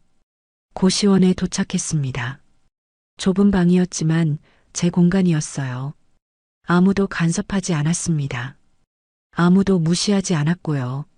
침대에 누웠습니다. 피곤했지만 기분은 나쁘지 않았어요. 오늘도 일했고 돈을 벌었고 살아냈습니다. 시댁 이야기가 머릿속을 맴돌았습니다. 무너지고 있는 시댁이요. 속고 있는 시어머니요. 도망간 남편이요. 안타까웠지만 제 일이 아니었어요. 저는 이미 쫓겨났으니까요. 이제 그 집 사람이 아니니까요. 눈을 감았습니다. 잠이 왔어요. 깊은 잠이었습니다. 꿈도 꾸지 않았어요. 몇 시간 뒤 깼을 때 해는 중천에 떠 있었습니다. 점심때였어요. 저는 일어나 간단히 식사를 했습니다. 그리고 다시 준비했어요. 저녁에 출근해야 했으니까요. 삶은 계속됐습니다. 시댁이 무너지든 말든 저는 살아야 했어요. 제 삶을요. 변화는 한 장의 전단지에서 시작됐습니다. 편의점 근무 6개월째였어요. 어느 날 출근길에 전봇대에 붙은 전단지를 봤습니다. 사회복지관 자원봉사자 모집이라고 적혀 있었어요. 법률상담 보조, 주 이틀, 무급. 그런 내용이었습니다. 저는 전단지를 뜯어 주머니에 넣었어요. 왜 그랬는지 모르겠습니다. 그냥 마음이 갔어요. 다음 날 복지관에 전화했습니다. 담당자가 반갑게 맞아줬어요. 면접 보러 오라고 하셨습니다. 복지관은 집에서 버스로 20분 거리였어요. 오래된 건물이었지만 깨끗했습니다. 안으로 들어가니 어르신들이 많이 계셨어요. 관장님이 저를 맞아주셨습니다. 50대 중반쯤 되어 보이는 여자분이었어요. 온화한 인상이셨습니다. 봉사 경험 있으세요? 관장님이 물으셨어요. 저는 고개를 저었습니다. 없어요. 하지만 열심히 하겠습니다. 관장님이 웃으셨어요. 열심히 하겠다는 마음이면 충분해요. 법률 서류 정리하고 어르신들 상담 도와주시면 돼요. 그렇게 저는 봉사를 시작했습니다. 편의점 근무가 없는 낮 시간에요. 주 이틀 2시간씩이었습니다. 처음엔 서류 정리만 했어요. 법률 상담 기록들이요. 이혼, 재산 분할, 사기, 여러 가지였습니다. 저는 꼼꼼히 읽었어요. 정리하면서 배웠습니다. 한 달쯤 지났을 때였어요. 관장님이 부르셨습니다. 윤정 씨, 일 잘하시네요. 변호사 선생님이 칭찬하셨어요. 감사합니다. 저는 고개를 숙였어요. 처음 듣는 칭찬이었습니다. 누군가 제 일을 인정해 준다는 게 좋았어요. 앞으로 상담 보조도 해주실래요? 관장님이 물으셨어요. 어르신들 이야기 들어드리고 기록하는 거예요. 네, 하겠습니다. 저는 대답했어요. 망설이지 않았습니다. 그날부터 상담실에 들어갔어요. 변호사 선생님 옆에 앉아서 기록했습니다. 어르신들의 이야기를요. 억울한 이야기가 많았어요. 자식한테 사기당한 분도 계셨고요. 며느리한테 쫓겨난 분도 계셨습니다. 남편한테 버림받은 분도요. 저는 그분들 이야기를 들으며 울었어요. 제 이야기 같았거든요. 모두 참고 살다가 억울하게 당한 사람들이었습니다. 그러던 어느 날이었습니다. 석 달째 봉사를 하고 있었어요. 서류함을 정리하다가 낯익은 이름을 발견했습니다. 이지원. 그 이름이었어요. 상간녀의 이름이요. 심장이 뛰었습니다. 손이 떨렸어요. 서류를 꺼내봤습니다. 사기 피해 신고 접수였어요. 작년 거였습니다. 읽어 내려갔습니다. 이지원이라는 여자가 변호사 행세를 하며 어르신들을 속였다는 내용이었어요. 위조 자격증을 사용했고요. 재산을 빼돌렸습니다. 피해자가 3명이었어요. 모두 70대 어르신들이었습니다. 며느리를 쫓아내고 재산을 정리한다는 명목으로 속았어요. 제 경우와 똑같았습니다. 손이 더 떨렸습니다. 서류를 더 뒤적였어요. 변호사 자격증 사본이 있었습니다. 확인해 보니 위조였어요. 등록번호가 가짜였습니다. 그 여자는 사기꾼이었어요.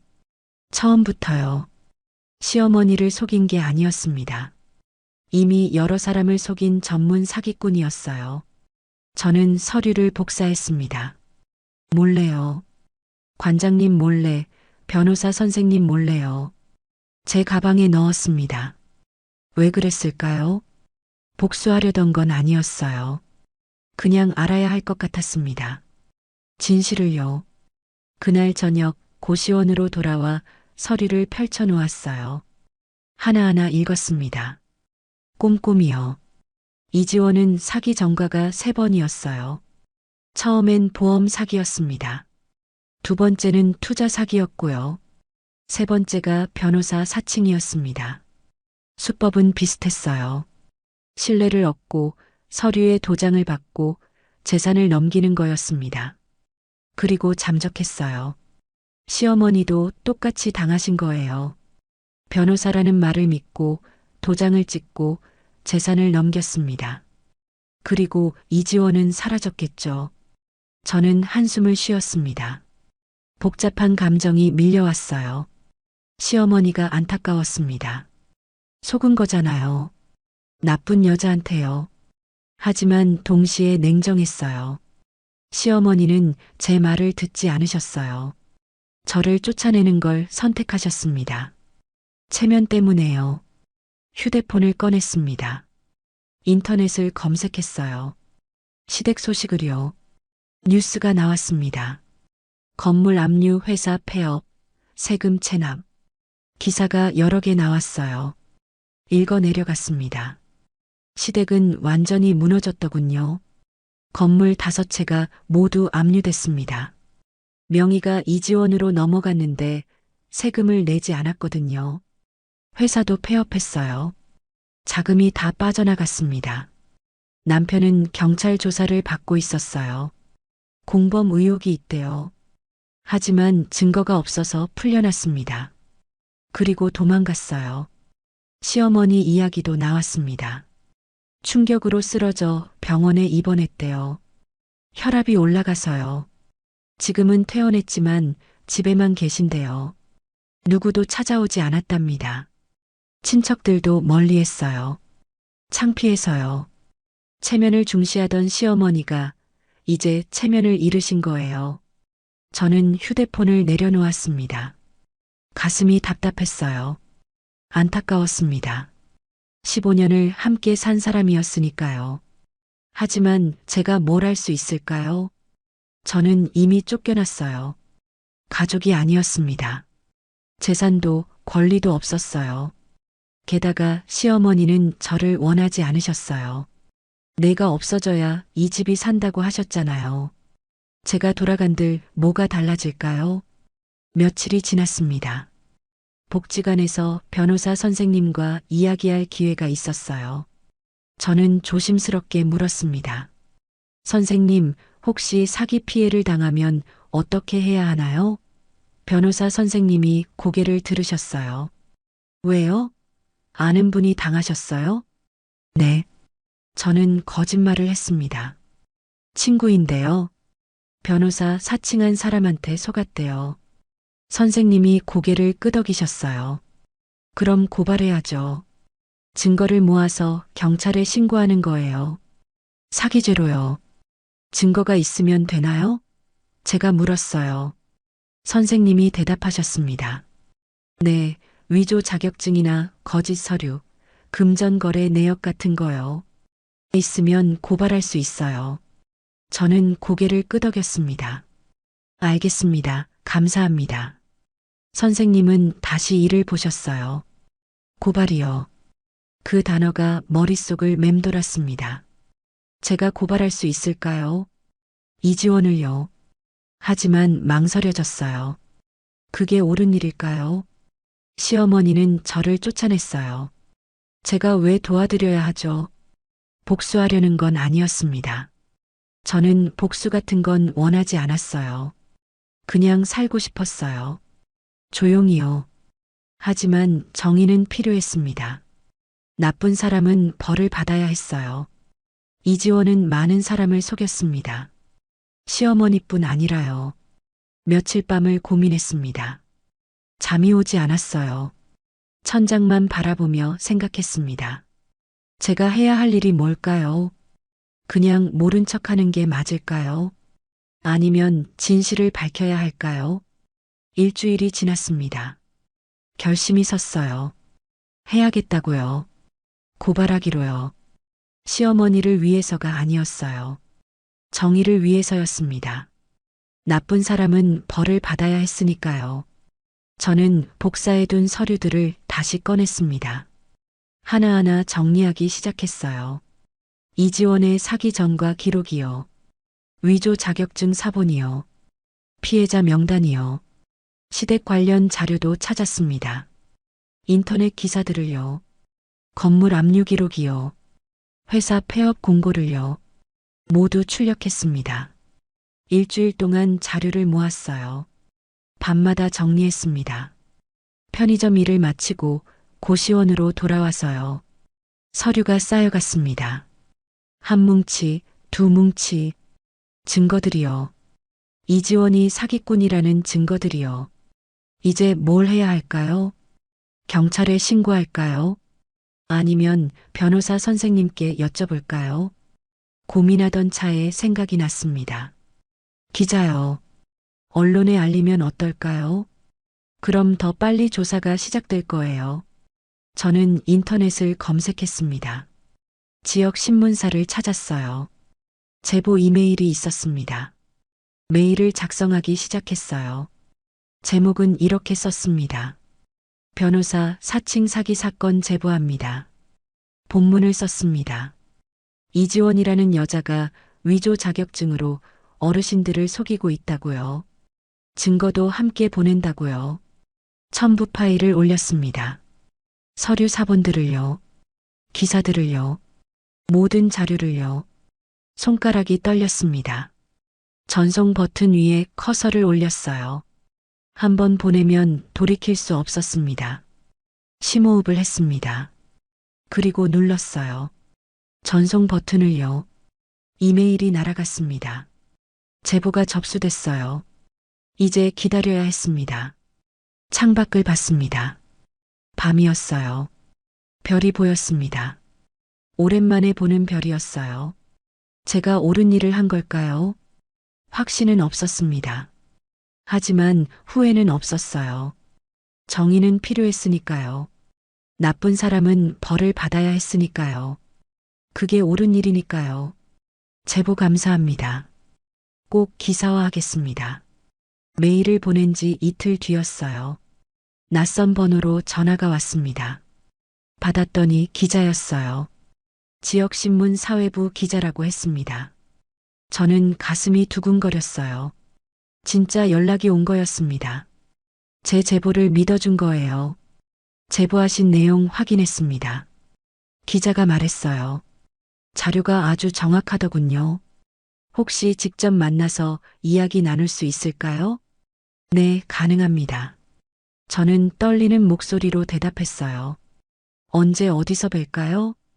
내일 오후 어떠세요? 카페에서 만나죠. 기자가 장소를 알려줬습니다. 저는 메모했어요. 그날 밤 잠을 이루지 못했습니다. 내일이면 기자를 만나요. 진실을 말해야 했어요. 제대로요. 다음 날 약속 장소로 갔습니다. 조용한 카페였어요. 기자는 이미 와 있었습니다. 30대 중반쯤 되어 보이는 여자 기자였어요. 안녕하세요. 윤정 씨 맞으시죠? 저는 김민지 기자입니다. 기자가 악수를 청했어요. 저는 손을 내밀었습니다. 자리에 앉았습니다. 기자는 노트북과 녹음기를 꺼냈어요. 인터뷰하겠다는 거였습니다. 먼저 여쭤볼게요. 기자가 말했어요. 이지원이라는 사람과 어떤 관계신가요? 저는 심호흡을 했습니다. 그리고 말하기 시작했어요. 제 이야기를요. 15년을 시댁에서 살았던 것, 시어머니의 무시를 견뎌낸 것, 이지원이 변호사라며 나타난 것, 제 허락 없이 도장이 찍힌 것, 쫓겨난 것, 모든 걸 말했습니다. 기자는 꼼꼼히 받아 적었어요. 중간중간 질문도 했습니다. 언제였나요? 어떻게 알았나요? 증거가 있나요? 저는 가방에서 서류들을 꺼냈습니다. 복사해둔 자료들이요. 이지원의 사기 전과 기록, 위조 자격증 사본, 건물 압류 기록, 모두 보여드렸어요. 기자는 놀란 표정이었습니다. 이 자료들을 어떻게 구하셨어요? 복지관에서 봉사하면서요. 저는 솔직히 말했어요. 우연히 발견했습니다. 그리고 제가 당한 일과 똑같더라고요. 기자가 고개를 끄덕였어요. 이지원은 상습범이네요. 여러 사람을 속였어요. 윤정 씨 시댁만이 아니라요. 네, 맞아요. 저는 대답했어요. 그래서 고발하려고요. 이 사람은 벌을 받아야 해요. 기자가 진지하게 물었습니다. 혹시 복수하려는 건 아니신가요? 시댁에 대한요. 저는 고개를 저었어요. 아니에요. 복수가 아니에요. 정의예요. 나쁜 사람은 벌을 받아야 하니까요. 기자가 미소 지었습니다. 알겠습니다. 제가 취재해서 기사 쓸게요. 며칠 시간을 주세요. 감사합니다. 저는 고개를 숙였어요. 꼭 진실을 밝혀주세요. 카페를 나왔습니다. 가슴이 후련했어요. 드디어 시작됐습니다. 진실을 밝히는 일이요. 집으로 돌아오는 길이었습니다. 휴대폰이 울렸어요. 복지관 관장님이었습니다. 윤정 씨, 혹시 지금 시간 있어요? 급한 일이 있어서요. 관장님 목소리가 다급했어요. 네, 지금 갈게요. 저는 복지관으로 방향을 바꿨습니다. 복지관에 도착했어요. 관장님이 저를 기다리고 계셨습니다. 상담실로 안내하셨어요. 안에 할머니 한 분이 앉아 계셨습니다. 70대쯤 되어 보였어요. 눈이 퉁퉁 부어 있었습니다. 이분이 윤정 씨를 꼭 만나고 싶다고 하셔서요. 관장님이 말씀하셨어요. 이분도 사기를 당하셨대요. 이지원한테요. 저는 깜짝 놀랐습니다. 이지원한테요? 할머니가 고개를 끄덕이셨어요. 네, 그 여자한테 속았어요. 할머니가 떨리는 목소리로 말씀하셨습니다. 변호사라고 해서 믿었는데 다 거짓말이었어요. 저는 할머니 앞에 앉았습니다. 무슨 일이 있으셨어요? 천천히 말씀해 주세요. 할머니는 눈물을 닦으며 이야기하기 시작하셨어요. 작년에 이지원이 찾아왔대요. 며느리와 이혼 절차를 도와준다고요. 할머니도 며느리와 사이가 안 좋으셨답니다. 이지원은 변호사 자격증을 보여줬대요. 할머니는 믿고 도장을 찍었습니다. 그런데 며느리만 쫓겨난 게 아니었어요. 집과 땅이 모두 이지원 명의로 넘어갔대요. 할머니는 이제 월세방에 사신답니다. 저랑 똑같았습니다. 수법이 완전히 똑같았어요. 저는 할머니 손을 꼭 잡았습니다. 할머니, 같이 고발해요. 저도 당했어요. 우리 함께 싸워요. 제가 말했습니다. 할머니가 놀란 눈으로 저를 보셨어요. 당신도요? 그럼 우리 둘이서요? 아니에요. 저는 고개를 저었어요. 피해자가 더 있을 거예요. 함께 찾아요. 그리고 다 같이 고발하는 거예요. 할머니가 고개를 끄덕이셨습니다. 그래요, 그렇게 해요. 혼자는 무서웠는데 함께라면 할 수 있을 것 같아요. 그날부터 피해자를 찾기 시작했습니다. 복지관 기록을 뒤져봤어요. 이지원 관련 사건이 3건 더 나왔습니다. 전화를 했어요. 한 분 한 분 설명드렸습니다. 저도 피해자라고요. 함께 고발하자고요. 모두 동의하셨어요. 5명이 모였습니다. 모두 70대 어르신들이셨어요. 이지원한테 속아 재산을 잃은 분들이었습니다. 복지관에 모였습니다. 변호사 선생님도 함께 자리하셨어요. 우리는 이야기를 나눴습니다. 피해 금액을 계산했어요. 총 12억 원이었습니다. 이지원이 가져간 돈이요. 엄청난 액수였어요. 고발장을 작성하기 시작했습니다. 변호사 선생님이 도와주셨어요. 한 문장 한 문장 꼼꼼히 썼습니다. 피해 사실, 증거 자료, 처벌 요구, 모든 걸 담았어요. 며칠 밤을 꼬박 세웠습니다. 완성됐습니다. 20장이 넘는 고발장이었어요. 5명의 피해자가 모두 서명했습니다. 저도 서명했어요. 이제 경찰서에 제출하면 됐습니다. 하지만 그 전에 할 일이 있었어요. 기자에게 자료를 주는 거였습니다. 김민지 기자에게 연락했어요. 피해자를 더 찾았다고요. 고발장도 완성됐다고요. 기자가 흥분한 목소리로 말했어요. 정말요? 그럼 내일 만나요. 사진도 찍고 인터뷰도 해야 해요. 다음 날 피해자 5분과 함께 기자를 만났습니다. 카페가 아니라 신문사 사무실이었어요. 기자는 우리 이야기를 하나하나 듣고 기록했습니다. 사진도 찍었어요. 고발장 사본도 받아갔습니다. 내일 기사 나갑니다. 기자가 약속했어요. 일면 머리 기사로요. 이지원은 더 이상 숨을 수 없을 겁니다. 감사합니다. 우리는 고개를 숙였어요. 기자님 아니었으면 못했을 거예요. 당연한 일하는 겁니다. 기자가 말했어요. 나쁜 사람은 세상에 알려져야 해요. 신문사를 나왔습니다. 저녁 해가 지고 있었어요. 하늘이 붉게 물들었습니다. 할머니들이 제 손을 잡아주셨어요. 윤정 씨 덕분이에요. 당신이 아니었으면 우리 혼자 울기만 했을 거예요. 아니에요. 저는 고개를 저었어요. 우리 함께 한 거예요. 혼자였으면 저도 못했을 거예요. 집으로 돌아왔습니다. 고시원 방에 누웠어요. 천장을 봤습니다. 내일이면 기사가 나옵니다. 세상이 알게 되는 거예요. 이지원의 범죄를요. 시어머니도 보시겠죠. 신문을요. 어떤 기분이 드실까요? 며느리가 이 일을 한 거라는 걸 아실까요? 복잡한 감정이 들었습니다. 시어머니가 불쌍했어요. 속은 거니까요.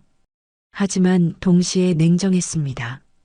선택은 시어머니가 하신 거니까요. 저는 복수하려던 게 아니었어요. 정말이에요. 그냥 정의가 필요했을 뿐입니다. 나쁜 사람은 벌을 받아야 하니까요.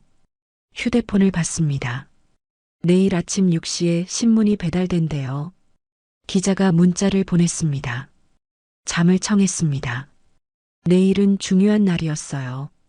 진실이 밝혀지는 날이요. 눈을 감았습니다. 하지만 잠이 오지 않았어요. 가슴이 두근거렸습니다. 15년을 참고 살았어요. 쫓겨났고요. 빈손이 됐습니다. 하지만 지금 저는 싸우고 있었어요. 시어머니를 위해서가 아니었어요. 저를 위해서였습니다. 그리고 같은 피해를 당한 할머니들을 위해서요. 새벽이 밝아왔습니다. 창밖이 환해졌어요. 아침이 왔습니다. 오늘 진실이 세상에 드러날 겁니다. 이지원의 범죄가요. 그리고 시댁의 몰락도요. 저는 일어났습니다. 씻고 옷을 갈아입었어요. 거울을 봤습니다. 거울 속 제 얼굴은 달라져 있었어요.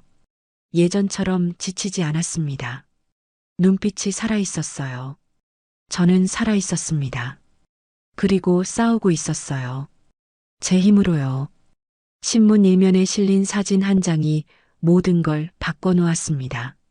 아침 6시였어요. 편의점 앞 신문 가판대에서 신문을 집어들었습니다. 일면 머리 기사였어요. 위조 변호사 자격증으로 70대 어르신 12억 편취, 상습 사기범 이지원 긴급수배. 큰 제목이 눈에 들어왔습니다. 그 아래 이지원 사진이 실려 있었어요. 변호사 행세할 때 찍은 사진이었습니다. 손이 떨렸습니다. 드디어 세상에 알려진 거예요. 이지원의 범죄가요. 기사를 읽기 시작했어요. 김민지 기자가 쓴 거였습니다. 자세했어요. 이지원의 수법, 피해자 5명, 피해 금액까지요. 제 이야기도 나왔습니다. 이름은 가명이었지만요. 15년 시댁살이 끝에 쫓겨난 며느리 어씨라고 적혀 있었어요. 어씨는 시어머니가 며느리 몰래 이혼 서류에 도장을 찍었다는 사실을 뒤늦게 알았다. 모든 재산은 이지원 명의로 넘어갔고 어씨는 빈손으로 쫓겨났다. 눈물이 핑 돌았습니다. 제 이야기였어요. 이렇게 신문에 나다니요. 하지만 어씨는 포기하지 않았다. 복지관에서 봉사하며 이지원의 범죄 증거를 발견했고 다른 피해자들과 함께 고발장을 작성했다. 정의가 필요했습니다. 나쁜 사람은 벌을 받아야 하니까요. 제가 한 말이었어요. 그대로 실렸습니다. 신문을 들고 편의점으로 들어갔어요. 점장님이 저를 보더니 놀라셨습니다. 윤정 씨, 신문 봤어요? 이거 큰일 났네요. 점장님이 말씀하셨어요. 이 동네에서 일어난 일이래요. 네, 봤어요. 저는 고개를 끄덕였습니다. 더 이상 말하지 않았어요. 아침 내내 손님들이 그 이야기를 했습니다. 이지원이라는 여자 얘기를요. 사기꾼이래요. 변호사 사칭했대요. 어르신들 재산 빼앗아 갔대요. 저는 조용히 일했어요. 계산하고 진열하고 청소했습니다. 귀는 열어뒀지만 입은 다물었어요. 점심때였습니다. 뉴스 속보가 떴어요. 휴대폰 알림이 울렸습니다. 사기범 이지원, 인천공항에서 긴급 체포. 가슴이 쿵 내려앉았습니다. 잡혔어요. 이지원이 잡힌 거예요. 기사를 클릭했습니다. 이지원이 태국행 비행기를 타려다 공항에서 붙잡혔대요. 경찰이 출국 금지 조치를 해놨거든요. 사진도 실렸어요. 수갑찬 이지원이요. 고개를 숙이고 있었습니다. 카메라를 피하려고요. 댓글이 수백 개 달렸습니다. 잘 잡았다. 사형시켜라. 어르신들한테 그럴 수가 있나? 모두 분노하고 있었어요. 저는 휴대폰을 내려놓았습니다. 후련했어요. 드디어 잡혔구나. 정의가 실현됐구나. 하지만 동시에 복잡했습니다. 시댁은 어떻게 됐을까요? 시어머니는요. 저녁 때 김민지 기자한테서 전화가 왔어요. 윤정 씨, 뉴스 봤죠? 이지원 잡혔어요. 네, 봤어요. 저는 대답했습니다. 기자님 덕분이에요. 아니에요. 기자가 말했어요. 윤정 씨가 용기 내준 덕분이죠. 그나저나 추가 취재 좀 해도 될까요? 시댁 상황이요. 시댁이요? 제가 되물었어요. 네. 기자가 설명했어요. 박 여사네 집 완전히 난리래요. 기자들이 몰려들고 경찰도 나가고요. 혹시 가보실래요? 저는 망설였습니다. 가야 할까요? 쫓겨난 집인데요. 하지만 궁금했어요. 시어머니는 어떤 상태일까? 남편은 어디 있을까? 가보겠습니다. 저는 대답했어요. 주소 보내주세요. 근무 끝나고 시댁으로 갔습니다. 1년 만이었어요. 버스를 타고 익숙한 골목을 걸었습니다. 멀리서 집이 보였어요. 하얀 대문, 빨간 지붕. 15년을 살았던 집이요. 하지만 달랐습니다. 대문 앞에 경찰차가 서 있었어요. 기자들도 몰려 있었고요. 카메라가 번쩍였습니다. 압류 딱지가 붙어 있었어요. 대문에, 벽에 여러 장이요. 빨간 글씨로 압류라고 적혀 있었습니다. 가슴이 철렁했습니다. 정말 무너진 거구나. 완전히요. 사람들 틈에 섞여 들어갔습니다. 아무도 저를 알아보지 못했어요. 1년 사이 많이 변했나 봅니다. 현관문이 열려 있었어요. 경찰이 집안을 수색하고 있었습니다. 증거 확보 차원이라고 했어요. 거실이 보였습니다. 어질러져 있었어요. 가구는 그대로인데 먼지가 쌓여 있었습니다. 아무도 청소하지 않은 거예요. 시어머니는 어디 계실까요? 안을 둘러봤습니다. 마당 한쪽에 시어머니가 앉아 계셨어요. 바닥에 주저앉아서요. 머리는 하얗게 새어 있었고요. 등은 굽어 있었습니다. 1년 사이 완전히 늙으신 거예요. 70대 후반이 아니라 80대처럼 보였어요. 시어머니는 마당 바닥만 바라보고 계셨습니다. 눈물을 흘리고 있었어요. 소리 없이요. 가슴이 아팠습니다. 15년을 미워했지만 저렇게 무너진 모습을 보니 안타까웠어요. 옆집 아주머니가 다가갔습니다. 박 여사님, 일어나세요. 여기 앉아 계시면 안 돼요. 시어머니는 고개를 저으셨어요. 아니에요. 저는 일어날 자격이 없어요. 제가 다 망쳤어요. 무슨 말씀을요? 아주머니가 위로했어요. 사기꾼한테 속으신 거잖아요. 시어머니가 울음을 터뜨렸습니다. 아니에요. 제가 욕심을 부렸어요. 며느리를 쫓아냈어요. 체면만 챙기다가 다 잃었어요. 제 심장이 쿵 내려앉았습니다. 시어머니가 후회하고 계셨어요. 처음으로요. 윤정이가 옳았어요. 시어머니가 계속 말씀하셨어요. 그 애가 15년을 고생했는데 저는 한 번도 고마워하지 않았어요. 쫓아냈어요. 아주머니가 한숨을 쉬었어요. 윤정 씨 어디 갔는지 아세요? 몰라요. 시어머니가 고개를 저으셨어요. 찾을 수도 없어요. 전화번호도 모르고요. 제가 버린 사람인데 어떻게 찾아요? 눈물이 났습니다. 저는 뒤로 물러섰어요. 더 이상 볼 수 없었습니다. 골목 밖으로 나왔습니다. 담벼락에 기댔어요. 눈물을 닦았습니다. 시어머니는 모든 걸 잃으셨어요. 집도 재산도 체면도요. 이제 남은 건 후회뿐이었습니다. 저는 복수하려던 게 아니었어요. 정말이에요. 그냥 정의가 필요했을 뿐입니다.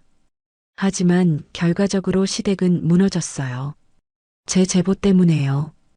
이게 맞는 걸까요? 잘한 걸까요? 김민지 기자가 다가왔습니다. 윤정 씨, 봤어요? 시어머니 분을요. 네, 봤어요. 저는 고개를 끄덕였습니다. 많이 늙으셨더라고요. 후회하고 계시던데요. 기자가 말했어요. 윤정 씨한테 미안하다고요. 저는 대답하지 않았습니다. 뭐라고 말해야 할지 몰랐어요. 기사 하나 더 쓸게요. 기자가 말했어요. 사기꾼은 잡혔지만 피해자들의 고통은 계속된다는 내용으로요. 감사합니다. 저는 고개를 숙였어요. 그리고 돌아섰습니다. 집으로 걸어갔습니다. 버스를 타지 않았어요. 걷고 싶었습니다. 1시간을 걸었어요. 밤이 깊어갔습니다. 거리는 조용했어요. 고시원에 도착했습니다. 방에 들어가 침대에 누웠어요. 천장을 봤습니다. 오늘 하루가 영화 같았어요.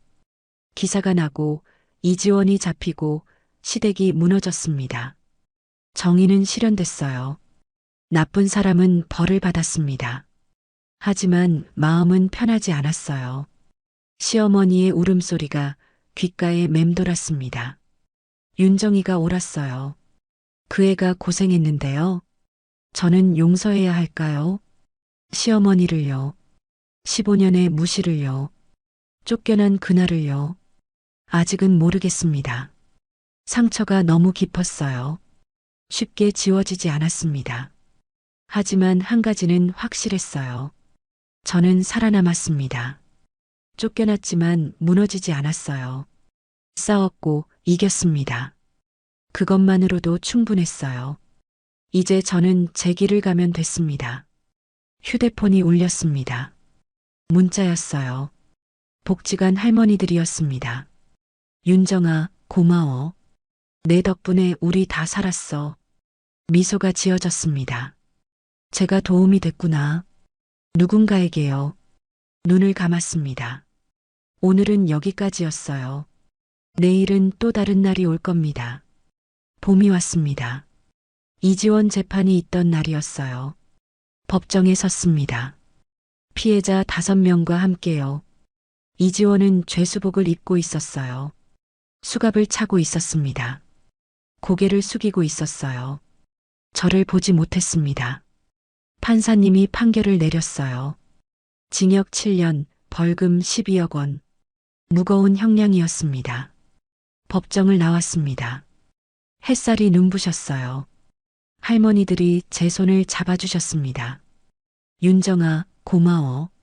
내가 아니었으면 우리 평생 억울하게 살았을 거야. 할머니 한 분이 말씀하셨어요. 아니에요. 저는 고개를 저었어요. 우리 함께 한 거예요. 혼자였으면 못했을 거예요. 이제 끝났어요. 다른 할머니가 말씀하셨어요. 이제 우리 편하게 살 수 있겠어? 네, 그러세요. 저는 미소 지었습니다. 평안하게 사세요. 할머니들과 헤어졌습니다. 저는 버스 정류장으로 걸어갔어요. 모든 게 끝났습니다. 재판도, 응징도, 정의도요. 이제 저는 제 삶을 살면 됐어요. 며칠이 지났습니다. 복지관에서 봉사하던 날이었어요. 관장님이 저를 부르셨습니다. 윤정 씨, 손님이 왔어요. 관장님이 조심스럽게 말씀하셨어요. 만나실래요? 누군데요? 저는 물었습니다. 시어머니 분이세요. 관장님이 대답하셨어요. 가슴이 철렁했습니다. 시어머니요? 여기까지 오셨어요? 어떻게 하셨어요? 제가 물었습니다. 신문 보고 추측하셨나 봐요. 관장님이 말씀하셨어요. 만나기 싫으시면 안 만나셔도 돼요. 저는 망설였습니다. 만나야 할까요? 아직 준비가 안 됐는데요. 하지만 거절할 수 없었어요. 언젠가는 만나야 할 사람이었으니까요. 만날게요. 저는 대답했습니다. 상담실로 갔습니다. 문을 열었어요. 시어머니가 앉아 계셨습니다. 1년 반만이었어요. 시어머니는 많이 늙으셨습니다. 머리는 완전히 하얗고요. 얼굴에는 주름이 깊었어요. 윤정아. 시어머니가 떨리는 목소리로 불렀어요. 저를 보자마자 눈물을 흘리셨습니다. 어머님. 저는 조심스럽게 대답했습니다. 어떻게 오셨어요? 너를 찾아다녔어. 시어머니가 말씀하셨어요. 몇 달을 찾았어. 그러다 신문 기사를 봤어. 복지관에서 봉사한다고 나왔더라. 저는 아무 말도 하지 못했습니다. 그냥 앉아 있었어요. 시어머니가 가방에서 봉투를 꺼내셨습니다. 편지였어요. 떨리는 손으로 내밀었습니다. 이거 읽어줘. 시어머니가 말씀하셨어요. 내가 쓴 거야. 저는 봉투를 받았습니다. 열어서 편지를 꺼냈어요. 손글씨였습니다. 삐뚤빠뚤했어요. 읽기 시작했습니다. 윤정아, 이제야 너한테 이 말을 할 용기가 났다. 미안하다. 정말 미안하다. 15년 동안 너를 무시했고 힘들게 했고 결국 쫓아냈다. 나는 체면만 생각했다. 집안 명예만 챙겼다. 정작 중요한 걸 놓쳤다. 너라는 사람을 말이다. 눈물이 핑 돌았습니다. 계속 읽었어요. 너는 15년을 참았다. 나는 한 번도 고맙다고 하지 않았다. 잘한다고 칭찬하지도 않았다. 그저 당연하다고 생각했다. 며느리니까 해야 한다고 믿었다. 시어머니가 흐느끼는 소리가 들렸습니다. 저는 편지를 계속 읽었어요. 이지원한테 속은 건 내 잘못이다. 욕심을 부렸다. 재산을 지키려 했고 체면을 세우려 했다. 그러다 다 잃었다. 너도 잃었고 집도 잃었고 재산도 잃었다. 이제 남은 건 후회뿐이다. 편지 끝에 이렇게 적혀 있었어요. 용서해달라는 말은 못하겠다. 내가 한 짓은 용서받을 자격이 없다. 그저 이 말만 하고 싶다. 윤정아, 너는 좋은 사람이었다. 내가 알아보지 못했을 뿐이다. 고맙다. 15년 동안 참아줘서, 그리고 미안하다. 알아주지 못해서. 편지를 다 읽었습니다. 손에 쥔 채로 고개를 숙였어요. 눈물이 떨어졌습니다. 시어머니가 말씀하셨어요. 윤정아, 너 덕분에 이지원이 잡혔다는 걸 안다. 신문에 다 나왔더라. 내가 고발한 거지? 저는 고개를 끄덕였습니다. 네, 제가 했어요. 고맙다. 시어머니가 울먹이셨어요. 내가 아니었으면 그 여자는 계속 도망 다녔을 거야. 너 때문에 정의가 실현됐어. 저는 고개를 들었습니다. 시어머니를 봤어요. 눈물 범벅인 얼굴이었습니다. 어머님, 저는 입을 열었어요. 저도 미안해요. 제가 더 잘했어야 했는데요. 아니야. 시어머니가 손을 저으셨어요. 너는 최선을 다했어. 부족한 건 나였어. 며느리를 며느리로만 봤지 사람으로 보지 않았어. 저는 한숨을 쉬었습니다. 그리고 말했어요. 어머님, 용서는 했어요. 시어머니 눈이 커졌습니다. 저는 계속 말했어요. 15년이 억울하지 않다는 건 거짓말이에요. 쫓겨난 날도 잊을 수 없어요. 하지만 이제 놓으려고요. 그 무게를요. 시어머니가 눈물을 흘렸습니다. 고맙다, 윤정아. 하지만요. 저는 말을 이었어요. 다시는 속지 않을 거예요. 누구한테도요. 제가 배운 거예요. 저도 소중한 사람이라는 걸요. 시어머니가 고개를 끄덕이셨습니다. 그래, 넌 소중한 사람이야. 내가 너무 늦게 알았을 뿐이야. 저는 일어났습니다.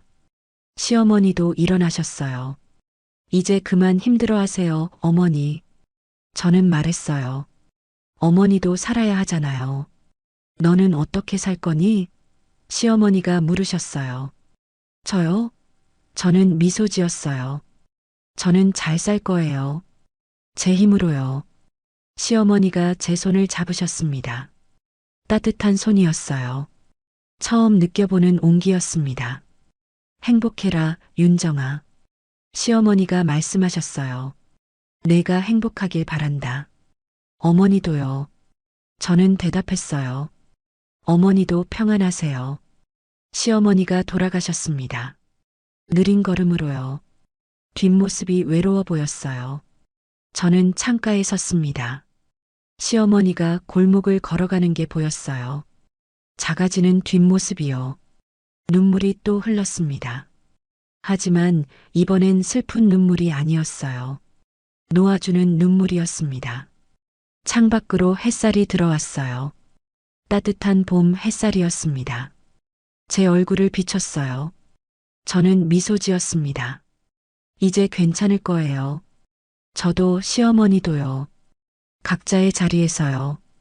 그날 저녁 고시원으로 돌아왔습니다. 짐을 정리하기 시작했어요. 다음 달이면 이사를 가기로 했거든요. 작은 원룸이지만 제 집이에요. 제 돈으로 계약한 집이요. 통장을 확인했습니다. 1년 반 동안 모은 돈이 1,800만 원이었어요. 많은 돈은 아니지만 제 힘으로 번 돈이었습니다. 편의점도 그만뒀어요. 복지관에서 정식 직원으로 채용됐거든요. 월급도 나오고 보람도 있는 일이었어요. 거울을 봤습니다. 거울 속 제 모습은 달라져 있었어요. 예전처럼 지치지 않았습니다. 눈빛이 살아 있었고요. 미소가 있었어요. 50살이 됐습니다. 이제 인생 후반전이에요. 하지만 늦지 않았어요. 지금부터 제 삶을 살면 되니까요. 창밖을 봤습니다. 별이 반짝이고 있었어요. 봄밤의 별이었습니다. 저는 살아남았습니다. 쫓겨났지만 무너지지 않았어요. 울었지만 다시 일어섰습니다. 그 도장 하나가 시댁을 무너뜨렸지만 저는 무너뜨리지 못했어요. 오히려 더 단단해졌습니다. 용서는 했지만 잊지는 않을 거예요. 제가 얼마나 강한 사람인지를요. 제가 얼마나 소중한 사람인지를요. 그날 시어머니가 찍은 도장은 끝이 아니었습니다. 시작이었어요. 제 인생의 새로운 시작이요. 여러분도 기억하세요. 늦은 나이는 없습니다. 언제든 다시 시작할 수 있어요. 상처는 아물고 시간은 흐르고 삶은 계속됩니다. 저는 오늘도 살아갑니다. 제 이름으로요. 제 힘으로요. 그리고 그게 가장 큰 복수였습니다. 여기까지가 윤정 씨의 이야기였습니다. 15년을 참고 살다가 쫓겨났지만 다시 일어섰어요. 혼자였지만 포기하지 않았습니다. 시청자 여러분께도 이런 순간이 있으셨을 거예요. 억울했던 순간, 외로웠던 시간, 참아야만 했던 날들이요. 하지만 여러분은 지금도 이렇게 살아계십니다. 그것만으로도 대단한 겁니다. 늦은 나이는 없어요. 언제든 다시 시작할 수 있습니다. 오늘 이 이야기가 조금이나마 위로가 되셨길 바랍니다. 매일 사연 앞으로도 여러분의 마음을 어루만지는 이야기로 찾아뵙겠습니다. 좋아요와 구독 부탁드려요. 댓글로 여러분의 이야기도 들려주세요. 건강하세요. 행복하세요. 감사합니다.